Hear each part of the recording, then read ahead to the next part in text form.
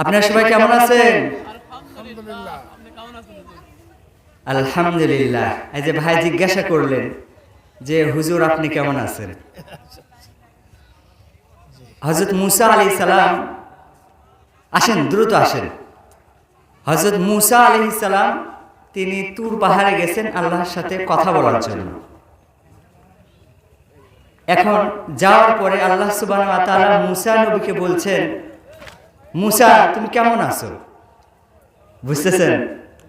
মুসা তুমি কেমন আছো? মুসা আলাইহিস সালাম বলতেছে আলহামদুলিল্লাহ, সকলে বলে আলহামদুলিল্লাহ। এখন এই ভাইয়ের মতো মুসা আলাইহিস সালামও ভাবতেছেন আল্লাহ আমাকে জিজ্ঞাসা করলো, আমারও তো উচিত আল্লাহকে জিজ্ঞাসা করা, আল্লাহ আপনি কেমন আছেন?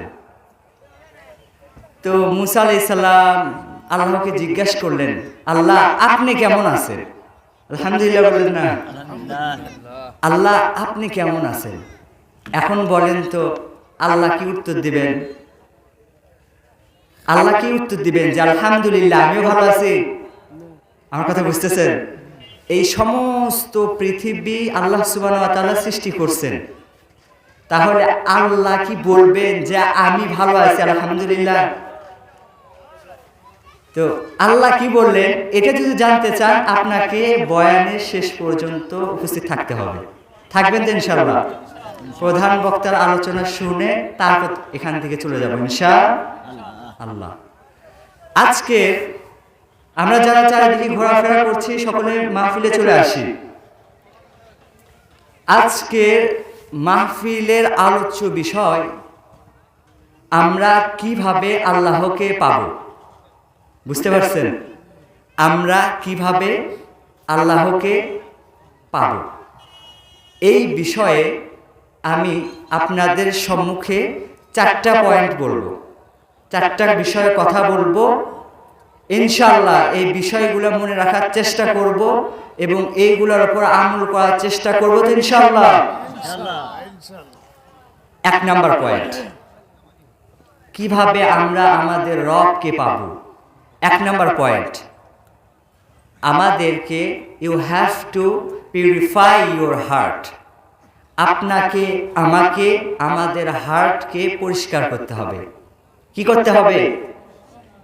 আপনাকে আমাকে আত্মশুদ্ধি করতে হবে, আমাদের হার্টটাকে পরিষ্কার করতে হবে। 1 নাম্বার। কোরআনে একজন ব্যক্তির কথা আল্লাহ সুবহানাহু ওয়া তাআলা উল্লেখ করেছেন, যে ব্যক্তি কোনো নবী ছিলেন না, যে ব্যক্তি কোনো রাসূল ছিলেন না, যে ব্যক্তি কোনো সম্ভ্রান্ত পরিবারের লোক ছিলেন না। আমি লোকমানকে জ্ঞান প্রজ্ঞাদান করেছি যেন লোকমান আমি আল্লাহর শুকরিয়া আদায় করে। আলহামদুলিল্লাহ। আল্লাহ বলছেন আমি লোকমানকে হিকমত জ্ঞান দান করেছি। কেমন হিকমত? লোকমানে হাকিম যখন সারাদিন মালিকের কাজ করার পর বাসায় আসতেন, বাসায় যখন আসতেন তার প্রতিবেশী যারা ছিল, আমার কথা বুঝতেছেন? লোকমানে হাকিমের প্রতিবেশী যারা ছিল এরা লোকমানকে নিয়ে বসে যেত, গোল হয়ে গল্পে বসে যেত। এই ঘটনাটা 1 দিন না 2 দিন না, প্রতিদিন। এখন লোকমানের মালিক যিনি, তিনি ভাবতেছেন আমি হলাম লোকমানের মালিক, আমার কাছে তো কেউ আসে না, অথচ আমার গোলাম লোকমান যে দেখতেও তেমন ভালো, যে দেখতে আমার সাথে কথা বলতে হবে, যে দেখতে তেমন ভালো না, অথচ মানুষ তাকে ঘেরাও করে কেন বসে? একজনকে ডাক দিল যে তুমি তো লোকমানের মজলিসে বসো তাই না? বলে হ্যাঁ। তো লোকমান কি এমন বলে যে তোমরা লোকমানের পাশে বসে যাও? ওই লোকটা বলতেছে আপনার গোলাম লোকমান সে সাধারণ কোন মানুষ নয়, সে প্রতিদিন এমন এমন কথা বলে যে আমরা তার কথার দ্বারা বিভিন্নভাবে উপকৃত হই। সুবহানাল্লাহ। লোকমানের হাকিম চিন্তা করলো কি এমন বলে, গোলাম মানুষ তো কি এমন বলবে। লোকমানের হাকিম তার মালিক লোকমানের হাকিমকে ডেকে পাঠাইছে যে লোকমান এদিকে আসো। লোকমান যখন মালিকের কাছে আসছে, মালিক বলে, লোকমান তোমাকে আমি একটু পরীক্ষা করব। বলে, কি পরীক্ষা করবেন? তুমি রেডি? বলে, ইয়েস আই এম রেডি। কি পরীক্ষা করবেন? বলে, ওই যে দেখো ঘরের মধ্যে একটা ছাগল রাখা আছে, ওই ছাগলটাকে নিয়ে যাও এবং ওটাকে জবাই করে ওর শরীরের সবচেয়ে উৎকৃষ্ট যে অঙ্গ ওটা আমার জন্য নিয়ে আসো। বুঝতেছেন? লোকমান হাকিম বলে, এটা কি এমন ব্যাপার, আমি আনতেছি, একটু দেরি করেন। লোকমান হাকিম দৌড় দিয়ে গিয়া ছাগলটাকে জবাই কইরা ছাগলের শরীরের মধ্যে থেকে ছাগলের যে হার্ট এটাকে নিয়ে আসছে। মালিক বলে, যাক তোমার বুদ্ধি আছে। কি বলতেছে? মানুষ বলছে যে তুমি অনেক জ্ঞান গর্ব কথা বলো, ঠিক আছে, আচ্ছা তুমি আরেকটা কাজ করো, দেখো ঘরের মধ্যে আরেকটা ছাগল রাখা আছে, তুমি এইবার ওই ছাগলটাকে জবাই করে ওর শরীরের সবচেয়ে নিকৃষ্ট যে অঙ্গ ওটাকে নিয়ে আসো। এবার ভাবতেছে, যাও দেখি এবার কি নিয়ে আসো তুমি। লোকমান হাকিম বলছে, ঠিক আছে। দৌড় দিয়ে ঘরে গেছেন, গিয়ে ছাগলটাকে জবাই করছেন, করে এইবার ছাগলের শরীরের মধ্যে থেকে আবার তিনি হাড়টাকে নিয়ে আসছেন। সুবহানাল্লাহ। বুঝতেছেন আমার কথা? মালিক বলে যে, লোকমান কি পাগল টাগল হয়ে গেল নাকি? আমি ওকে বললাম উৎকৃষ্ট অঙ্গ যেটা সেটা নিয়ে আসো, ও হাড় নিয়ে আসছে। আমি তাকে বললাম সর্বনিকৃষ্ট যেটা সেটা নিয়ে আসো, ও আবার হাড় নিয়ে আসছে। এর মাথা মনে নষ্ট। কি ব্যাপার লোকমান, তুমি প্রথমবার হাড় নিয়ে আসছো, দ্বিতীয়বার নিয়ে আসছো, ব্যাপার কি? লোকমান হাকিম বলতেছে, ও মালিক, আপনি হয়তো জানেন না, একটা প্রাণী, পৃথিবীতে যত প্রাণী আছে প্রত্যেকটা প্রাণীর শরীরের সবচেয়ে উত্তম অঙ্গ হলো তার হার্ট। সুবহানাল্লাহ। সবচেয়ে উৎকৃষ্ট অঙ্গ হলো তার হার্ট। এই হার্টটা যদি কারো সুন্দর হয়, সে হবে পৃথিবীর শ্রেষ্ঠ মানুষ। আর এই হার্টটা যদি কারো নষ্ট হয়ে যায়, এই হার্টটা যদি কারো নোংরা হয়ে যায়, তাহলে এই ব্যক্তি হবে পৃথিবীর সর্বনিকৃষ্ট মানুষ। কথা বুঝতেছেন? আপনার হৃদয় যদি সুন্দর হয়, আপনার হার্ট যদি পরিষ্কার হয়, আপনার আত্মা যদি পরিশুদ্ধ হয়, আপনি হবেন পৃথিবীর শ্রেষ্ঠ মানুষ। আর আপনার এই হৃদয়টা যদি নষ্ট হয়ে যায়, আপনি হবেন পৃথিবীর সর্বনিকৃষ্ট মানুষ।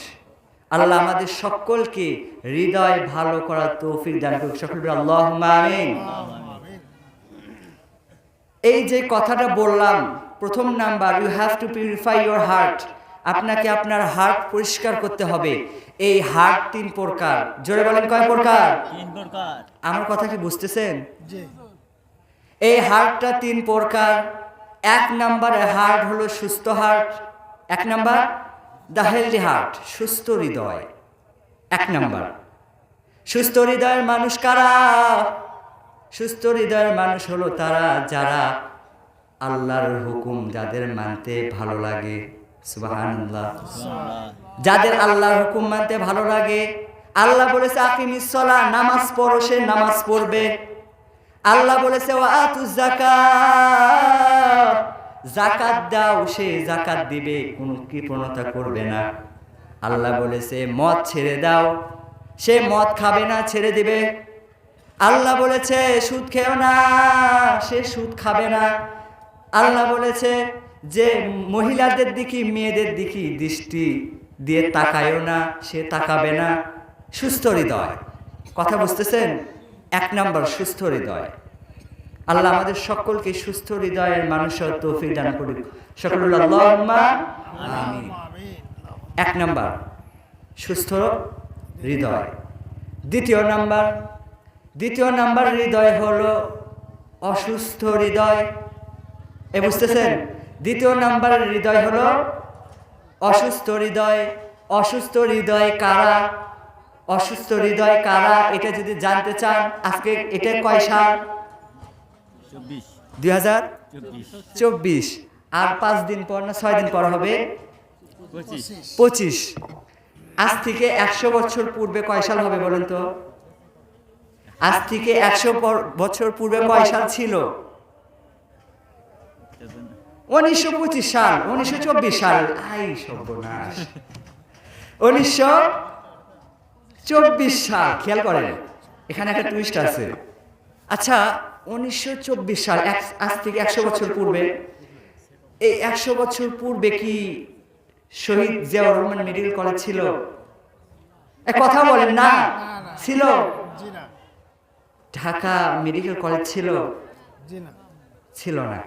সেই সময় কি আপনাদের এখানে কোনো মানে মেডিকেল সিস্টেম আছে? এখানে আছে না? ছোট। ভালো ডাক্তার আছে সেখানে? হ্যাঁ, নাই।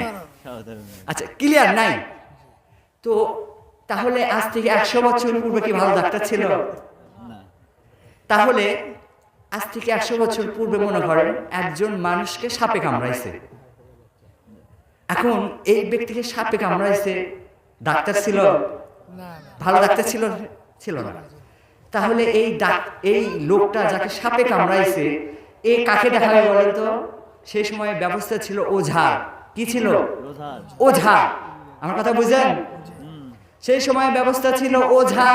ওঝা মানুষকে দেখে চিকিৎসা দিত। এখন কোনো ব্যক্তিকে যদি ডাক্তার প্রেসক্রিপশন করতে চায় তাহলে সর্বপ্রথম কাজ হচ্ছে পরীক্ষা করা। কি করা? পরীক্ষা করা। ডাক্তারের জন্য সর্বপ্রথম কাজ হচ্ছে পরীক্ষা করা, এরপরে ঔষধ দেওয়া। এখন মনে করেন একজন ব্যক্তিকে সাপে কামড়াইছে, সে ডাক্তারের কাছে গেছে। এখন ডাক্তার ঔষধ লেখার পূর্বে তার প্রথম কাজ হচ্ছে এটা জেনে নেওয়া যে সাপটা বিষাক্ত না বিষাক্ত না। আমার কথা বুঝেন? প্রথমে তো এটাই বুঝতে হবে। এখন সাপটা যদি বিষাক্ত না হয়, এখন তার শরীরের মধ্যে একটা অ্যান্টিবায়োটিক দিছে, ওই লোকটার সুবিধা হবে না ক্ষতি হবে? বিষাক্ত সাপ না, এখন বিষ নিধক ঔষধ দিয়েছে, তাহলে কি লোকটার সমস্যা হবে না ক্ষতি হবে? দুটাই হবে, সমস্যা হবে ক্ষতিও হবে। এখন মনে করেন লোকটা ওঝার কাছে গেছে, সেই সময় কি ভালো কোনো যন্ত্রপাতি ছিল না? তাহলে ওই ওঝা বুঝবে কেমনে যে লোকটাকে বিষাক্ত সাপে কামড়াইছে না বিষাক্ত সাপ কামড়ায় নাই? এর একটা বুদ্ধি আছে, এর একটা বুদ্ধি আছে। কি বুদ্ধি? মনে করেন লোকটা গেছে, এখন ওঝার কাজ হচ্ছে আগে বের করবে এটা কি বিষাক্ত না বিষাক্ত না। এটা কিভাবে বের করবে? ওঝা প্রথমে করবে কি, কিছু কাঁচা মরিচ নিবে। কি করবে? কিছু কাঁচা মরিচ দিবে। একে তো ওই লোকটাকে সাপে কামড়াইছে, তার মানে ও খুব যন্ত্রণার মধ্যে আছে, তাই না? এখন ওই লোক ওঝা করবে কি, কাঁচা মরিচ দিবে, নিয়ে সেখানে কিছু লবণ দিবে, দিয়ে ওটাকে বাটবে, পিষে, যেটা আর কি পিষবে। পিষার পরে ওই ব্যক্তিকে ওটা খাওয়ায় দিবে। এখন বলেন তো ওই ব্যক্তির কেমন অবস্থা হবে? হ্যাঁ, কেমন হবে? একে তো শরীরের যন্ত্রণা, দ্বিতীয়ত জিহ্বার যন্ত্রণা। কিন্তু মজার বিষয় এটাই যে ওই ব্যক্তির কিচ্ছু হবে না। বুঝতেছেন? মজার কথা হচ্ছে ওই ব্যক্তির শরীরে সাপে কামড়াইছে, ওই সাপটা যদি বিষাক্ত না হয় তাহলে ওই লোকটা যখন মরিচ বাটা খাবে ওর যন্ত্রণা করবে। আর যদি ওই সাপটা বিষাক্ত হয় তাহলে যতই ঝাল খাওয়ান ওকে ঝাল লাগবে না। কারণ কি? একটা কারণ আছে না? এর কারণটা কি? বিষাক্ত সাপ যদি হয় তাহলে তাকে ঝাল লাগবে না, আর যদি বিষাক্ত না হয় তাহলেই ঝাল লাগবে। কারণটা কি? কারণ হলো যখন কোন মানুষকে সাপে কামড়ায়, ওই মানুষকে সাপে কামড়ানোর সাথে সাথে সাপটা যদি বিষাক্ত হয়, সর্বপ্রথম ওই মানুষটার জিহ্বার স্বাদ নষ্ট হয়ে যাবে। সুবহানাল্লাহ। আল্লাহর কত অপরূপ সৃষ্টি দেখেন। বিষাক্ত সাপ হলো জিহ্বার স্বাদ নষ্ট হয়ে যাবে। ওকে আপনি যতই ঝাল খাওয়ান ওর একটুও জ্বালা পোড়া করবে না। এখন ঝাল খাওয়ানোর পর যদি বলে ঝাল লাগতেছে না, তার মানে বিষাক্ত সাপ কামড়াইছে। এখন বিষাক্ত সাপের চিকিৎসা দিতে হবে। আর যদি তাকে ঝাল লাগে তার মানে সাপটা বিষাক্ত ছিল না। এমনই ভাবে অসুস্থ হৃদয়ের মানুষ হলো তারা যাদেরকে সাপে কামড়াইছে। আর মানুষের জীবনের সবচেয়ে বড় সাপ হলো শয়তান। আল্লাহ বলেন ইন্নাশ শাইতানা লাকুম আদুউম মুবিন। শয়তান হলো তোমাদের প্রকাশ্য শয়তান। এই শয়তান যখন একজন মানুষকে সবল মারে, শয়তানের সবল হচ্ছে ওয়াসওয়াসা। এই ওয়াসওয়াসা যখন কোনো মানুষকে শয়তান মারে, ওই মানুষটার সর্বপ্রথম ইবাদতের স্বাদ নষ্ট হয়ে যায়। কথা বুঝতেছেন? এই জন্যে দেখবেন ইবাদত করে আমরা মজা পাই না। ইবাদত করে মজা পান না, কেউ পান না, আছে দুই একজন, তাছাড়া কেউ। হুজুর ঠিক বলতেছে না ভুল? ইবাদত করে মজা পান না। তবে একটা মাত্র ইবাদত আছে যেটা করলে আপনি ওই মুহূর্তে একটু মজা পান, সেই ইবাদতটা হলো দান করা। কি করা? দেখেন, আপনার সামনে যদি কোনো ভিক্ষুক এসে টাকা চায়, আপনি দেখবেন টাকা দেওয়ার সাথে আপনার মনের মধ্যে একটা প্রফুল্লতা কাজ করে, ঠিক কিনা? আরে বাপ রে বাপ, 5 টাকা দান করে, বুঝছেন, এমন ভাব, আল্লাহ হয়তো মনও দেখতে পারে আমি এই লোকটাকে 5 টাকা দিছি, আল্লাহ হয়তো এর বদৌলতে আমার অনেক বড় বড় কাজ করে দিবে, ঠিক কিনা? দান করলে মানুষের মনে প্রশান্তি চলে আসে, অথচ অন্য কোনো ইবাদত করলে প্রশান্তি আসে না সহজে। যেটা বলছিলাম, অসুস্থ হৃদয় কারা তাহলে? যাদেরকে শয়তান নামক সাপ সবল দিছে এবং এই সবলের কারণে তার ইবাদতের স্বাদটা নষ্ট হয়ে গেছে, এরা হলো অসুস্থ হৃদয়ের মানুষ। আল্লাহ আমাদেরকে এখান থেকে হেফাজত করুক, সকলে আল্লাহুম্মা আমিন। এবং তৃতীয় নাম্বার হৃদয় হলো মৃত। যেই হৃদয়গুলো মৃত হয়ে গেছে, আল্লাহ বলেন খতামাল্লাহু আলা কুলুবিহিম ওয়া আলা সামঈহিম ওয়া আলা আবসারিহিম গিশাওয়া। আল্লাহ যাদের অন্তরে মোহর মেরে দিয়েছেন, কাফের বেঈমানরা। তাহলে আমাদের জন্য অপশন দুইটা, এক অসুস্থ হওয়া, নয়তো সুস্থ হওয়া। আল্লাহ আমাদের সকলকে সুস্থ হৃদয়ের মানুষ বানিয়ে দিক, সকল আল্লাহুম্মা আমিন। হওয়ার চেষ্টা করব না? 1 নাম্বার গেল, আপনাকে আপনার হার্টটাকে পরিষ্কার করতে হবে। যদি আপনি আল্লাহকে পাইতে চান, আল্লাহকে আপনি কেন পাবেন? আমার কথা বুঝেন? কথা বলে কেন বাচ্চারা? কথা বলে কেন? আল্লাহকে আপনি কেন পাবেন? আল্লাহকে পাওয়ার দরকার আছে না? কারণ পাকিস্তানে একজন স্কলার আছেন, নাম শুনছেন আপনারা? তারিক জামিল। হ্যাঁ, নাম শুনেছি। নাম শুনছেন না? তারিক জামিল বিশ্ববিখ্যাত একজন স্কলার। তিনি বলেছিলেন যে जिसने दुनिया की तमाम चीज को पा लिया और वो अल्लाह को नहीं पाया, वो दुनिया की कुछ नहीं पाया। और जिसने दुनिया की कुछ नहीं पाया, वो सिर्फ अल्लाह को पाया, वो सारे दुनिया के तमाम चीज को पा लिया। सुबहान अल्लाह। তিনি বলছেন, যে ব্যক্তি দুনিয়ার সমস্ত কিছু পেয়েছে অথচ সে আল্লাহকে পায় নাই, সে দুনিয়ার কিছুই পায় নাই। যে ব্যক্তি আল্লাহকে পাইছে, দুনিয়ার কিছু পায় নাই, সে যেন দুনিয়ার সমস্ত কিছু পেয়েছে। সুবহানাল্লাহ। এজন্য আমাদেরকে আমাদের হার্টকে পরিষ্কার করতে হবে।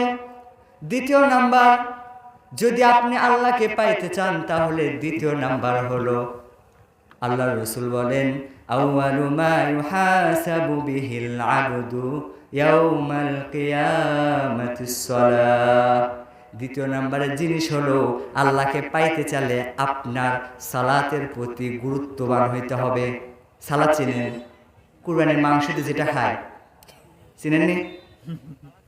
আপনারা চিনেননি না? নামাজ। দ্বিতীয় নাম্বার বিষয়, যদি আল্লাহকে পাইতে চান, তাহলে আপনাকে কিসের প্রতি গুরুত্ববান হইতে হবে? নামাজের প্রতি গুরুত্ববান হইতে হবে। নামাজ কয় ওয়াক্ত? 5 ওয়াক্ত। আপনারা বলেন 5 ওয়াক্ত। নামাজ কয় ওয়াক্ত? 5 ওয়াক্ত। সবাই ঝিমে গেছে। নামাজ 5 ওয়াক্ত। কয় রাকাত? ফরজ নামাজ 17 রাকাত। আচ্ছা, আপনাদের মনে কোনদিন প্রশ্ন আসে নাই যে আল্লাহ নামাজ দিলেন 5 ওয়াক্ত, একটা সিস্টেমের মধ্যে আছে, কিন্তু এই 5 ওয়াক্ত নামাজ 17 রাকাত কেন হলো? বুঝতেছেন? প্রশ্ন আসে নাই? আল্লাহ নবীর সাহাবী জিজ্ঞাসা করতেছেন, ইয়া রাসূলুল্লাহ, আল্লাহ আপনার উপর 5 ওয়াক্ত নামাজ দিছে, তো 5 ওয়াক্ত নামাজকে আল্লাহ যদি চাইতেন, তাহলে এটাকে 2 রাকাত করে দিয়ে 5 দোকানো 10 রাকাত দিতে পারতেন, ঠিক কিনা? ঠিক। ঠিক কিনা? ঠিক আল্লাহ চাইলে 2 রাকাত করে দিয়ে 10 রাকাত করতে পারতেন।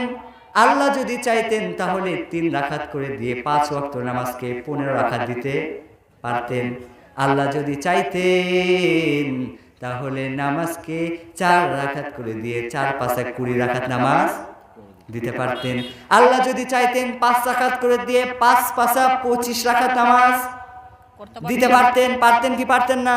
পারতেন বলেন তো, প্রশ্নের মধ্যে যুক্তি আছে না নাই? আছে যুক্তি আছে না? অনেক মানুষ দেখবেন প্রশ্ন করে যুক্তিহীন। কি বলেন?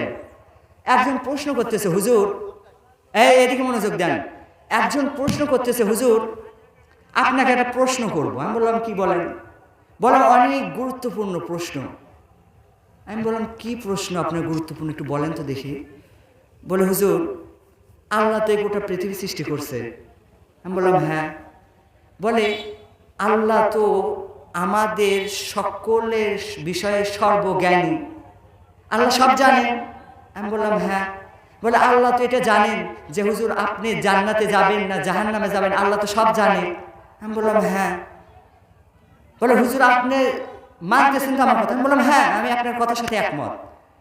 তাহলে হুজুর আমার প্রশ্ন, আল্লাহ যদি জানে যে ওই ব্যক্তি জান্নাতে যাবে, ওই ব্যক্তি জাহান্নামে যাবে, তাহলে আল্লাহর নিচে দুনিয়াতে পাঠানোর কি দরকার? বুঝতেছেন? বুঝেন নাই? কথার মধ্যে যুক্তি আছে না নাই? আছে না যুক্তিহীন প্রশ্ন? একজন প্রশ্ন করে ফেলাইছে যে শয়তান সর্বপ্রথম আল্লাহকে সেজদা করার সময় সে অস্বীকার করেছে যে আমি সেজদা করব না, এই কারণে সে শয়তান হয়েছে। তার আগে কোনো শয়তান ছিল না। তাহলে এই শয়তানকে কোন শয়তানে চাবি মারলো যে এই অস্বীকার করলো? কথা বুঝতেছেন? তা আমাকে বলতেছে হুজুর আমার প্রশ্ন, আল্লাহ তো সবই জানেন যে আমি জান্নাতে যাব না জাহান্নামে যাব, আল্লাহ তো সবই জানেন, তাহলে আল্লাহ কেন আমাদেরকে মিশে দুনিয়াতে পাঠিয়ে এত কষ্টের মধ্যে ফালাইছেন? হুজুর দুনিয়াতে প্রচুর কষ্ট, কেন আসছে? আল্লাহ একবারে সরাসরি জান্নাতে দিত বা জাহান্নামে দিতে পারতো, তাহলে আল্লাহ এমনটা কেমন করলো, কেন করলো? তা আমি এখন ভাবতেছি প্রশ্ন তো জটিল করে ফেলছে। কি বলেন? বুঝেন না? এখন যে সে মানুষকে যে সে প্রশ্ন উত্তর বুঝান যায়। আমি এখন বলতেছি আচ্ছা আপনাদেরকেই বলি, আপনাদের এই দুর্গাহাটা স্কুল আছে না নাই? আছে স্কুল আছে। এখন এই স্কুলে মনে করেন 10 জন ছাত্র আছে। আমি ওকে বুঝাচ্ছি যে মনে করেন স্কুলের মধ্যে 10টা ছাত্র আছে। বলে হ্যাঁ। আমি বললাম ওর মধ্যে একটা ছাত্র প্রতিবারই ফার্স্ট হয়, ক্লাস 1 থেকে নিয়ে 6 পর্যন্ত আসছে, প্রতিবারই সে ফার্স্ট হয়। আর আরেকজন বাকিগুলো সব তারপরেই থাকে, সে ফার্স্ট। বলে হ্যাঁ। এমন আছে না? আছে। প্রত্যেকটা স্কুলে এমন একজন থাকে যায় প্রতি বছরই ফার্স্ট হয়। তা আমি বলতেছি এমন তো মানেন? বলে হ্যাঁ। আমি বলি তাহলে আপনি তো জানেন এবং গোটা স্কুলে সবাই জানে যে সে যদি ক্লাস 7-এ পরীক্ষা দেয় সে আবার ফার্স্ট হবে। আমার কথার সাথে আপনি একমত? বলে হ্যাঁ। আমি বলি তাহলে পরীক্ষা নেওয়ার কি দরকার? আপনারা বুঝেন না নাকি? আমি বলতেছি তাহলে পরীক্ষা নেওয়ার কি দরকার? সরাসরি 7-এও কি ফার্স্ট বানিয়ে দিবেন, বাকিগুলাকে সিরিয়াল অনুযায়ী নামায় দিবেন। কি বলেন? হুজুর কি বলেন এগুলা? আমি বললাম মানে? হুজুর কি বলেন, এটা কোনদিন হয় নাকি? আমি হবে না কেন? আপনিও জানেন, সবাই জানে যে ওই ফার্স্ট হবে, তাহলে ওকে সরাসরি ফার্স্ট বানাইবেন। এত কষ্ট করে পরীক্ষা নেওয়ার কি প্রয়োজন?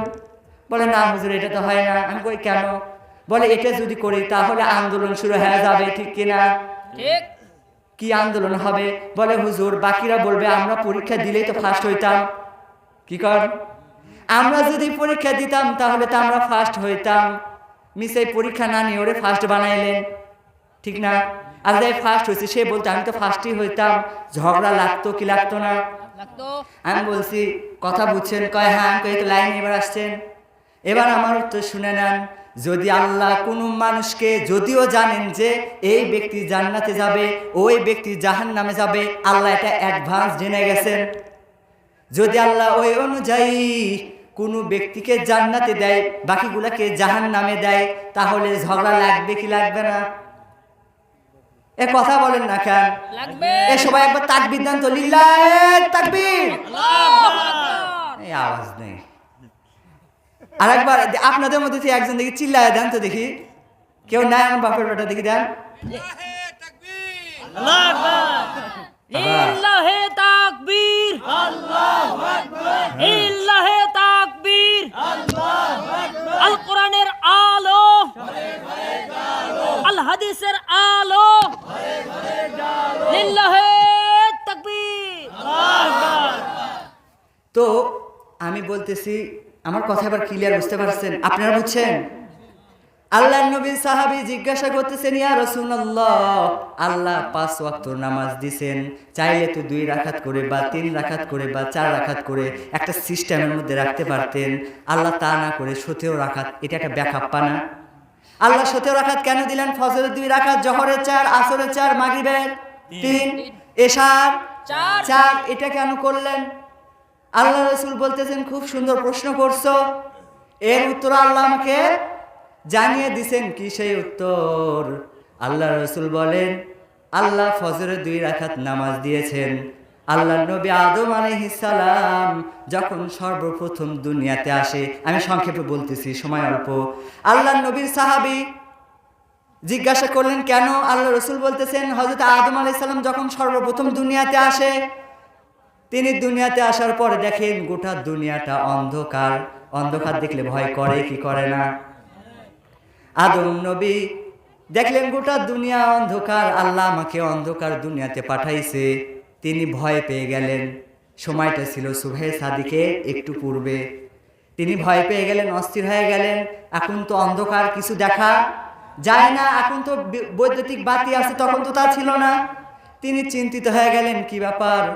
এরপরে যখন আল্লাহ তাআলা সুবহে সাদিকের সময় এই পৃথিবীটা আলোকিত করলেন, তিনি খুশি হয়ে 2 রাকাত নামাজ পড়েছিলেন। কয় রাকাত? 2 রাকাত। এই 2 রাকাত আল্লাহর কাছে ভালো লাগছে। এই 2 রাকাত আমাদের জন্য ফরজ করে দিয়েছেন। বলেন সুবহানাল্লাহ। সুবহানাল্লাহ। আমি সংক্ষেপে বলতেছি বাপজান, আল্লাহ রাসূলকে জিজ্ঞাসা করতেছেন, তাহলে 4 রাকাত কেন? আল্লাহ রাসূলকে জিজ্ঞাসা করতেছেন, তাহলে 4 রাকাত কেন? আমাদের সভাপতি সাহেব উপস্থিত হয়ে গেছে, সকলে বলে লিল্লাহি তাকবীর।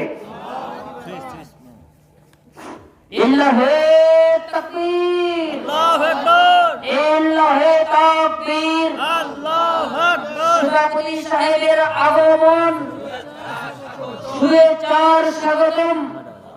লিল্লাহি তাকবীর। আল্লাহু আকবার। তো যে কথা বলছিলাম, এই যে এদিকে মনোযোগ দেন। আপনারা বসে পড়েন না কেন? বসেন বসেন। আপনারা কি মনোযোগ আছে না গেছে? খুব সহজ একটা বয়ান দিচ্ছি, এটা যদি মনে না রাখতে পারেন বাবা, আমি কিন্তু আপনাদের এই মসজিদেরই ক্ষতি, একদম জায়গা মতো আটকে দেব। কথা কি মনোযোগ দিয়ে শোনা লাগবে কিন্তু, আজকে যে করে চলে যাবে এমন কিছু, হ্যাঁ, এই জন্য মনোযোগ দেন। আল্লাহ রাসূলকে জিজ্ঞাসা করতেছেন, তাহলে জোহরের নামাজ 4 রাকাত কেন? আমি সংক্ষেপে বলতেছি, আল্লাহ রাসূল বলতেছেন, যখন আল্লাহর নবী ইব্রাহিম আলাইহিস সালামকে স্বপ্নে দেখানো হলো, কথা বলেন না পিছন থেকে, আল্লাহর নবী ইব্রাহিমকে যখন স্বপ্নে দেখানো হলো যে ইসমাইলকে জবাই করো, জবাই করার জন্য নিয়ে গেছেন, কিন্তু জবাহের জায়গায় কে জবাই হয়ে গেছে? এই কারো মনে নেই নাকি? হ্যাঁ, ডুম্বা মারা গেছে। সে সময় আমি সংক্ষেপে বলতেছি, আল্লাহর নবী ইব্রাহিম আলাইহিস সালাম সে সময় শুকরিয়া তান 4 রাকাত নামাজ পড়েছিল, যে 4 রাকাত নামাজ আমাদের উপর ফরজ করা হয়েছে।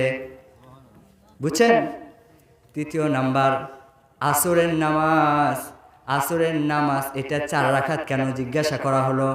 আল্লাহর নবী বলেন, আল্লাহর নবী উজাইর আলাইহিস সালাম তার কওমকে দাওয়াত দেওয়ার জন্য গাধার পিঠে সওয়ার হয়ে যাচ্ছেন।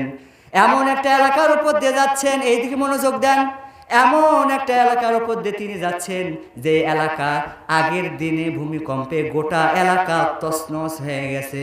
আল্লাহর নবী উজাইর গাধার পিঠে যেতে যেতে চিন্তা করতেছে, ইয়া আল্লাহ, এই এলাকা যেভাবে ধ্বংস হয়েছে, কোনো প্রাণের অস্তিত্ব নাই, আপনি এই এলাকার মানুষদেরকে হাসরের ময়দানে কেমনে জাগ্রত করবেন? আল্লাহ বলতে সে, উজাইর তুমি কি এটা দেখতে চাও? উজাইর আলাইহিস সালাম বলতেছে, হ্যাঁ আল্লাহ, আমি দেখতে চাই। বলে গাধার পিঠ থেকে নামো। উজাইর আলাইহিস সালাম যখন গাধার পিঠ থেকে নেমে পড়ছে, নামার পরে উজাইর আলাইহিস সালামের চোখে তন্দ্রা ভাব চলে আসছে, তিনি ঘুমিয়ে পড়ছেন। সাথে ছিল কিছু টোপলাতে খাবার, কাপড় ইত্যাদি ছিল। তিনি তার গাধাকে খেজুর গাছের সঙ্গে বেঁধে যখন চোখে ঘুম আসার কারণে ঘুমিয়ে পড়েছেন, এমন ঘুম দিছেন, এক ঘুমে 100 বছর ঘুমিয়েছেন। বলেন সুবহানাল্লাহ। ঘুম থেকে ওঠার পর চোখ দুলতেছেন, শীতের রাতে আমাদের হয় না, কি বলেন? ঘুম থেকে ওঠার পর চোখ দুলতেছেন, আল্লাহ তাআলা বলেন ক্বালা কাম লাবিস, ও উজাইর কতদিন ঘুমাইছো? উজাইর আলাইহিস সালাম বলে ক্বালা লাবিস্তু ইয়াওমান আও বাযা ইয়াওম, ওয়াল্লাহ হয়তো একদিন বা তার থেকে একটু বেশি। বুঝতেছেন? উজাইর আলাইহিস সালাম বলতেছে আল্লাহ লাবিস্তু ইয়াওমান আও বাযা ইয়াওম, আল্লাহ বলতেছে পাগল হলা নাকি, একদিন বা তার থেকে বেশি না। ক্বালা লাবিস্তু ইয়াওমান আও বাযা ইয়াওম ক্বালা বাল লাবিস্তা মিআতা আম, ও উজাইর তুমি 100 বছর ঘুমিয়েছিলা। সুবহানাল্লাহ। উজাইর নবী ঘুম থেকে উঠে দেখে পাশে গাধাও নাই, মাথার নিচে টোপলাও নাই। আল্লাহ বলতেছে দেখো, আমি যদি তোমাকে কত বছর, 100 বছর যদি আমি তোমাকে ঘুমিয়ে রাখে জাগ্রত করতে পারি, তাহলে এদেরকে আমি তুলতে পারবো না? এই সময় উজাইর নবী যখন ঘুম থেকে জাগ্রত হয়েছিলেন, তিনি শুকরিয়াতান 4 রাকাত নামাজ পড়েছিলেন। কয় রাকাত? সময়টা ছিল কখন? সময়টা ছিল আসর। আল্লাহ তাআলা এই 4 রাকাত নামাজকে পছন্দ হয়েছেন, আমাদের উপর এই 4 রাকাত নামাজকে ফরজ করে দিয়েছেন। বলেন সুবহানাল্লাহ। এই গেল আসরের 4 রাকাত। এরপরের নামাজ কি? মাগরিবের 3 রাকাত। আচ্ছা, আমাদের মা বোন, সম্মানিত মা বোনদের প্যান্ডেল কোন পাশে করছেন? আছে না? নাই? আছে না? এবার তাদের ওয়াজ আসবে কিন্তু, ঠিক আছে না? তাদের ওয়াজ আসবে, আপনারা শুনতেছেন তো? আবার যেন চিল্লাবেন না জি হুজুর, তাহলে কিন্তু গুনাহ হবে। আপনারা যা শুনতেছেন, আপনারা গিয়ে আপনাদের দায়িত্ব বাল্লিগু আননি ওয়ালাউ আয়া, পৌঁছায় দিবেন। পারবেন না? শুনেন, আপনাদেরও লাভ আছে। দেখেন, এরপরের নামাজ হচ্ছে মাগরিবের নামাজ। কয় রাকাত? 3 রাকাত নামাজ। আল্লাহর নবী সাহাবী বলে আল্লাহ এতক্ষণ তো জোর দিচ্ছিলেন, এবার বেজোরে আসলে কেন?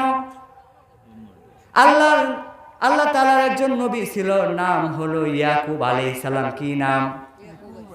ইয়াকুব আলাইহিস সালাম। ইয়াকুব আলাইহিস সালামের সন্তান ছিল কয়টা? আলেমরা বলেন কয়টা? 12টা। 12টা বা 11টা, মতনৈক্য আছে। হযরত ইয়াকুব আলাইহিস সালাম, হযরত ইয়াকুব আলাইহিস সালাম, আপনারা কি শুনতেছেন? জি জি জি, মাশাআল্লাহ শুনতেছি। ওয়ালাইকুম আসসালাম। হযরত ইয়াকুব আলাইহিস সালামের বিবি ছিল কয়টা? 2টা। পৃথিবীতে একজন নবী ছিল যার বিবি ছিল একটা। বলেন তো নাম কি তার? সমস্যা নাই, আমি বলে দিচ্ছি। পৃথিবীতে একজন নবী ছিল যার বিবি ছিল একটা, নাম তার আদম আলাইহিস সালাম। কয়টা বিবি ছিল? একটা। আর পৃথিবীতে এমন একজন নবী ছিল যেই নবী কোনোদিন বিয়ে করেননি। বলেন নাম কি? তার নাম হলো ঈসা রূহুল্লাহ, যিনি কোনো বিয়ে করেন নাই। এছাড়া পৃথিবীতে যত নবী এসেছিল, প্রত্যেকটা নবীর 2-এর নিচে কোনো স্ত্রী ছিল না। কি কন? আমাদের নবীর কয়টা ছিল?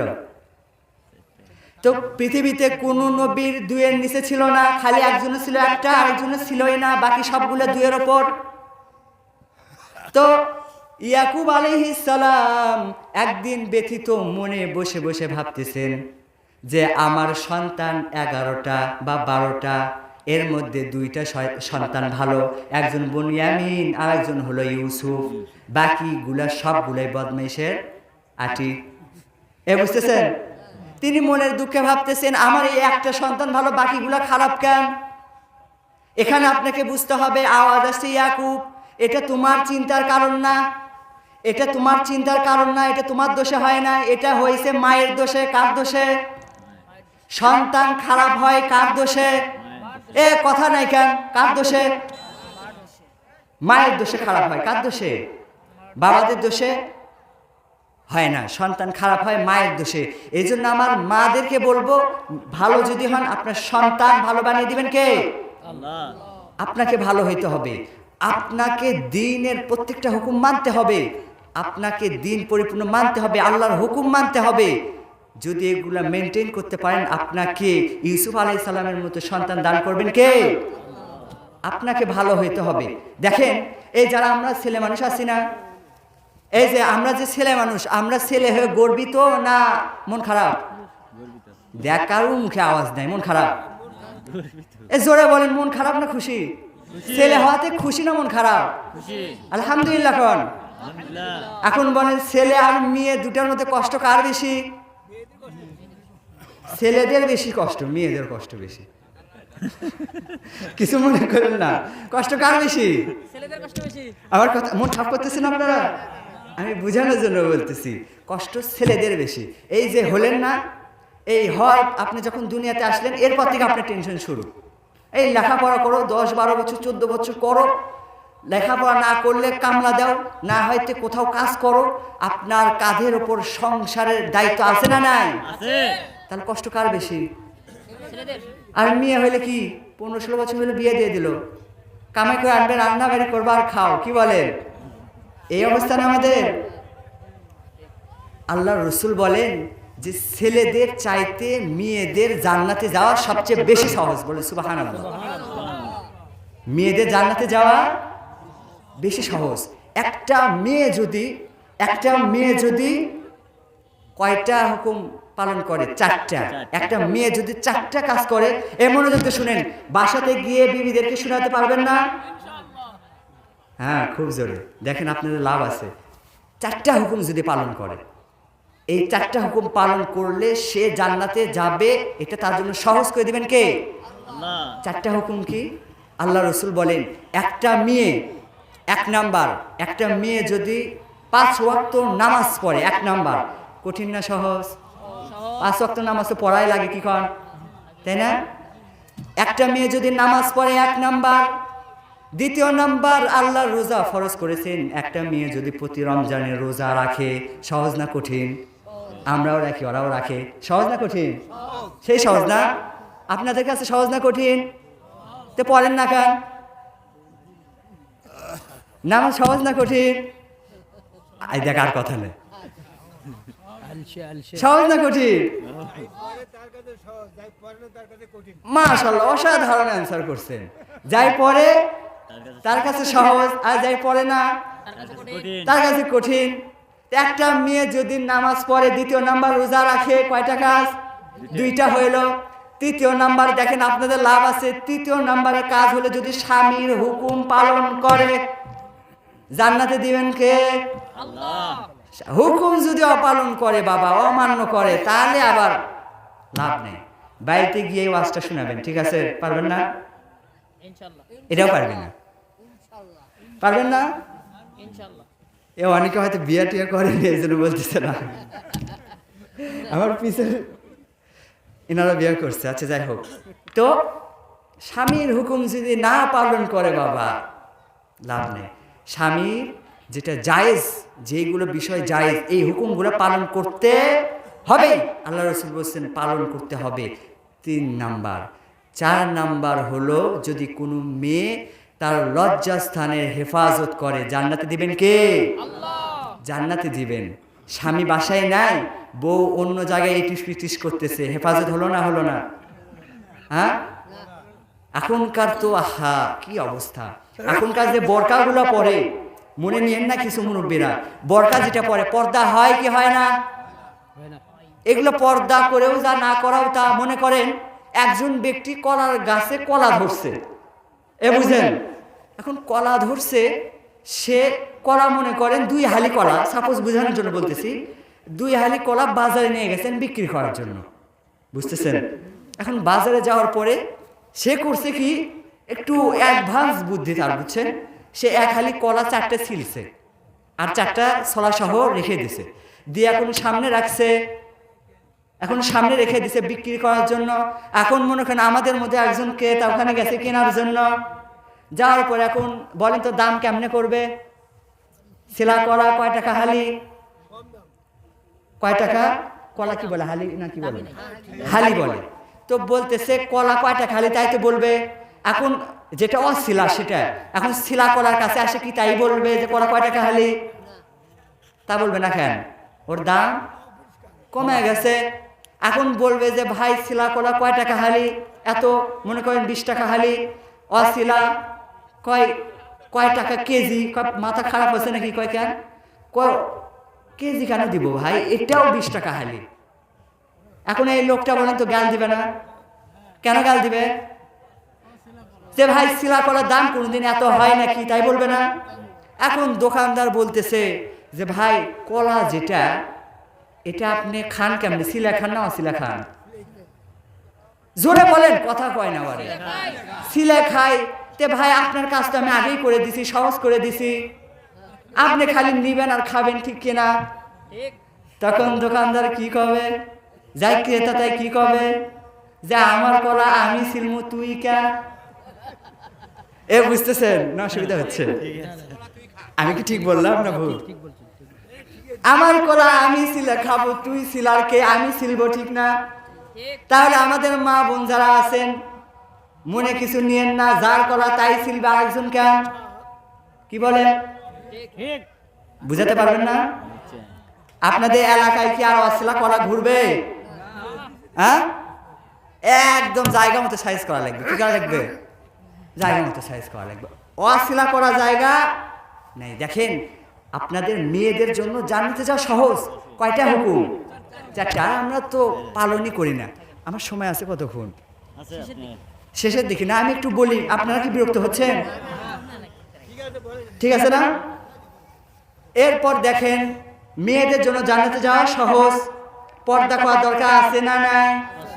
কিন্তু ওরে সর্বনাশ, তো পর্দা করার দরকার আছে, আমরা করি। এই যে বোরকা পরি, লাভ হয় কি হয় না? আমাদের পাশে থেকে কিসে আওয়াজ আসছে সেটা? ওরে বাপ, এত অ্যাডভান্স। আর বাহির থেকে, বাহিরে দেখতেও সে আবার ঠিকও কয়। কি কয়? এ বাপজান, তোমরা সব ভিতরে আসো তাড়াতাড়ি। হ্যাঁ, সব চলে আসো। আচ্ছা, যাই হোক, আপনার কি বিরক্ত হচ্ছেন? আরো ভালো লাগবে যদি সময় আরো বেশি থাকতো। বানাইছেন কয় নাম্বার? এই তাই হবে। এখন চুল খেয়ে তুলে দিয়ে আমি চলে যাবো। এখন বসে থাকেন, খেয়াল করেন। এখন আল্লাহ রসুল বলছে যে তোমরা কি করো। এখন দেখেন, অনেক আসো আসো, তাড়াতাড়ি আসো, তাড়াতাড়ি তাড়াতাড়ি, তোমাকে ডাকার জন্য একটু টোপ দেওয়া, চলে আসো। আর হাসি টাসি হবি না ভাই, এবার সহজ কথা, আসেন। এ তাড়াতাড়ি আসো, কেউ ফিরে যান যায় না, ধরে নিয়ে আসবা, ঠিক আছে? আচ্ছা, পর্দা কাকে বলে একটু খেয়াল করেন। হ্যাঁ, একটু খেয়াল করেন, এই অনুযায়ী মাপবেন। আল্লাহর নবীর, আমাদের উম্মাহাতুল মুমিনিন আয়েশা সিদ্দিকা, নাম কি? আয়েশা সিদ্দিকা রাদিয়াল্লাহু তাআলা আনহা, তিনি বলতেছেন আল্লাহর রাসূল আমার ঘরে ইন্তেকাল করেছেন, আমি সেই ঘরে ঢুকি, কোনো দ্বিধাদ্বন্দ্ব ছাড়াই আমি ঘরে ঢুকে যাই। আল্লাহ রসুল ইন্তেকাল করেছেন, আমার স্বামী ঘরে, সেখানে কবর। নবীরা যেখানে ইন্তেকাল করেন সেখানে কবর, আমি সেখানে ঢুকি কোনো দ্বিধাদ্বন্দ্ব ছাড়াই। এর কিছুদিন পর আমার বাবা আবু বকর সিদ্দিক ইন্তেকাল করলেন, আমার নবীর পাশেই তার কবর দেওয়া হলো। আমিও তখন ঘরের মধ্যে দ্বিধাদ্বন্দ্ব ছাড়াই ঢুকি। বুঝতেছেন? আমি তখনও ঘরের মধ্যে দ্বিধাদ্বন্দ্ব ছাড়াই ঢুকে যাই, কারণ তিনি আমার বাবা হন। এইগুলো শুনেন মা, আপনারা শুনেন, লাভ হবে। আর তিনি আমার বাবা হন, আমি ঘরের মধ্যে প্রবেশ করি দ্বিধাদ্বন্দ্ব ছাড়াই। কবর না, জীবিত মানুষ না মৃত? কবরে। আয়েশা সিদ্দিকা বলেন, এর কিছুদিন পর আবু বকর সিদ্দিকের পাশে হযরত ওমরকে কবর দেওয়া হইল। এরপর আর আমি ঘরে পর্দা ছাড়া, বুঝতেছেন? এরপর আর আমি ঘরে পর্দা ছাড়া। হযরত ওমর জীবিত না মৃত? কবরে আছেন, তিনি কবরে শায়িত আছেন। তিনি বলেন, তিনি যদিও কবরে থাকেন, তিনি আমার জন্য একজন বেগানা পুরুষ। আমি সেই ঘরে পর্দা ছাড়া ঢুকতে আমি তো সেই ঘরে পর্দা ছাড়া ঢুকতে পারি না। তাহলে চিন্তা করেন, প্রথমে স্বামী ছিল, পর্দা ছাড়া ঢুকছেন দ্বিধাদ্বন্দ্ব ছাড়াই। এরপর যখন বাবা আসছেন, তিনি তখনও দ্বিধাদ্বন্দ্ব ছাড়াই গেছেন। এরপর যখন ওমরে ফারুক আসছেন, তিনি তার জন্য গায়ের মাহরাম না মাহরাম কি গায়ের মাহরাম, তিনি তার জন্য গায়ের মাহরাম, তিনি পর্দা ছাড়া ওই ঘরের মধ্যে প্রবেশ করেন নাই। তাহলে আমরা এখন কি করি বলেন? হ্যাঁ, মাথায় কাপড় একজনেরও। সময় সংক্ষিপ্ত, আমি একটু বলে শেষ করে দিই। আপনাদেরকে শুরুতে একটা কথা বলছিলাম, মনে আছে নাকি? কি কথা বলেন তো? যে বলছিলাম এই কথাটা জানতে হলে শেষ পর্যন্ত থাকতে হবে। কি কথা বলেন তো? হযরত মুসা কালিমুল্লাহ তুর পাহাড়ে গেছেন, যাওয়ার পর আল্লাহ তাআলা জিজ্ঞাসা করতেছেন, মুসা তুমি কেমন আছো? মনে আছে না নেই? মুসা তুমি কেমন আছো? কি উত্তর দিয়েছিল? আলহামদুলিল্লাহ, আল্লাহ আমি আপনার রহমতে আমি ভালো আছি।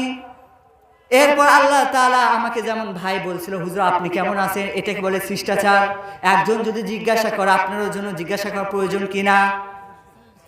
আল্লাহ তাআলা বলতেছেন, এবার আমি একটু, মুসা নবী ভাবতেছেন আল্লাহ যেহেতু আমাকে জিজ্ঞাসা করছেন, আমার জন্য উচিত আল্লাহকে জিজ্ঞাসা করা, আল্লাহ আপনি কেমন আছেন? কি উত্তর দিবেন আল্লাহ? যে আলহামদুলিল্লাহ আমিও ভালো আছি।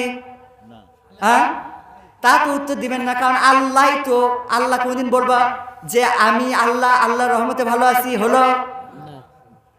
আল্লাহ কি উত্তর দিলেন জানা দরকার আছে না? আল্লাহ তাআলা বলতেছেন, ও মুসা ইযহাব ইলা ফিরআউনা ইন্নাহু তাগা, আমি কেমন আছি জানতে যদি চাও ফেরাউনের কাছে যাও, জানতে পারবা। কারণ ফেরাউন তার সীমা লঙ্ঘন করে ফেলেছে। নাউজুবিল্লাহ। সংক্ষেপে বলি, আমার সময় শেষ, আমার সময় শেষের পথে।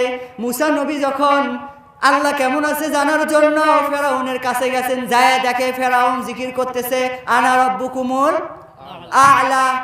বলেন তো এই কথা দেখলে কার না মেজাজ খারাপ হবে? এ বুঝতেছেন? জি জি জি। মুসা নবী বলে আমার আল্লাহ এই দুনিয়ার সবচেয়ে বড়, তাহলে এই বাটপার কই থেকে আসলো? ওনার হাত মনে করেন খালি চুলকাচ্ছে, কি করা লাগবে এখন? এক সাথে লাগান লাগবে, ওনার মেজাজ তো খারাপ হয়ে যাচ্ছেন, ঠিক কিনা? মুসা নবী কেমন নবী ছিলেন? জলিল কদর না? আমি একটু সময় নিই, সমস্যা হবে? একটু দিতে বক্তা আসছে, আমি একটু এটা বলে শেষ করে দিব। তিনি কেমন নবী ছিলেন? রাগান্বিত না? ফেরাউনের বংশের একজনকে এক চর মেরে কি করছেন? বিদায় করে দিস। তাই না? জি, জি। একদম বিদায় করে ফেলছেন। তো মুসা নবীর তো মনে করেন মেজাজ খারাপ হয়ে যাচ্ছে, শালা কয় কি রে, বুঝছেন? মেজাজ খারাপ। আল্লাহ বলতেছেন, মুসা উদউ ইলা সাবিলি রাব্বিকা বিল হিকমাহ, তুমি ফেরাউনকে দাওয়াত দাও হিকমতের সাথে। সুবহানাল্লাহ। হিকমত মানে বুঝেন কি? আমাদের বগুড়ার একটা বক্তা আছে, নাম শুনছেন আপনারা? আজিজুল হক জিহাদি।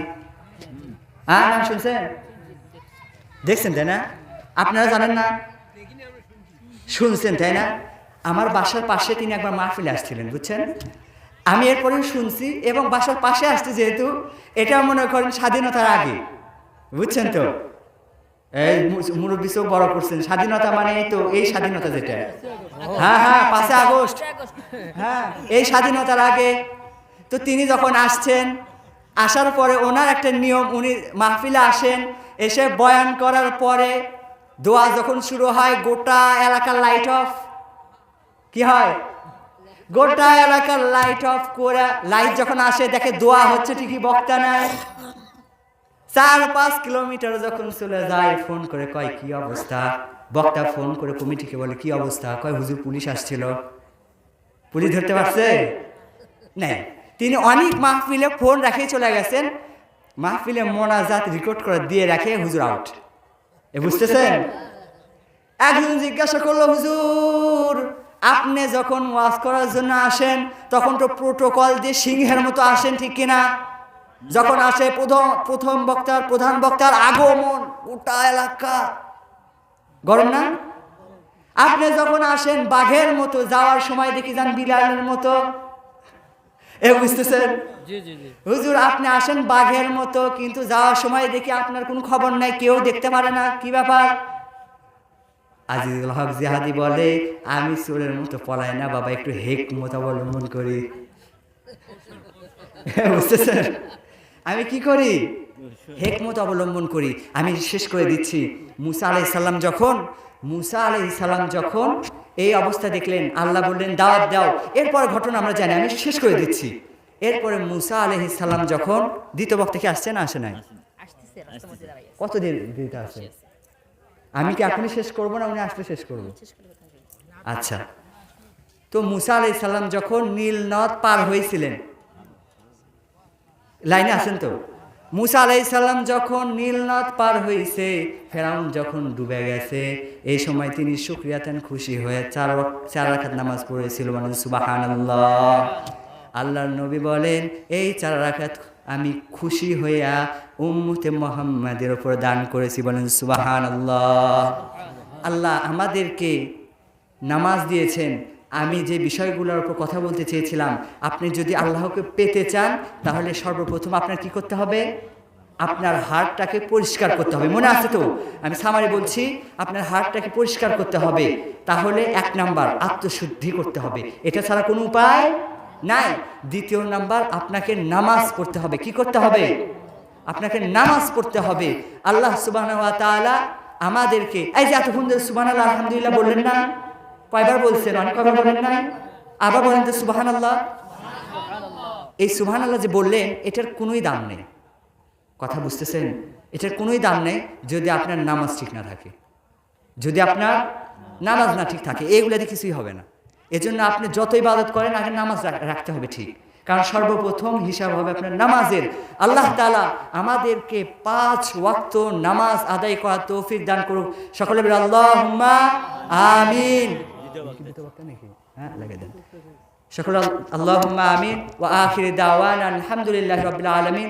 যদি কোনো ভুল করে থাকি আপনার ক্ষমা সুন্দর দৃষ্টিতে দেখবেন ইনশাআল্লাহ। আসসালামু আলাইকুম ওয়া রাহমাতুল্লাহি ওয়া বারাকাতুহু। লিল্লাহি তাকবীর।